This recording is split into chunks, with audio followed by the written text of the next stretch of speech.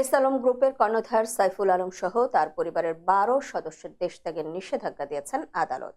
দুদকের আবেদনের পরিপ্রেক্ষিতে সোমবার ঢাকা মহানগর দায়রা জজ মোহাম্মদ আশশামস জগলুল হোসেনের আদালত এ আদেশ দেন।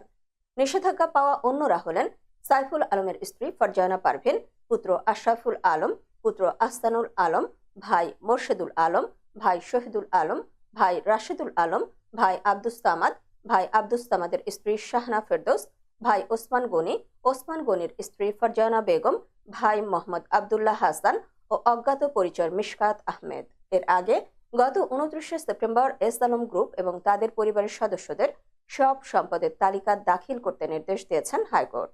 একই সঙ্গে আগামী ৪ সপ্তাহের মধ্যে আইন সচিব সহ সংশ্লিষ্টদের এ নির্দেশ বাস্তবায়ন করতে বলা হয়েছে। এছাড়া এস আলম গ্রুপ ব্যাংক থেকে কত টাকা ঋণ নিয়েছে ও বিদেশে কত টাকা পাচার করেছে এ বিষয়ে কি পদক্ষেপ নেওয়া হয়েছে তা জানতে চেয়ে রুল জারি করা হয়।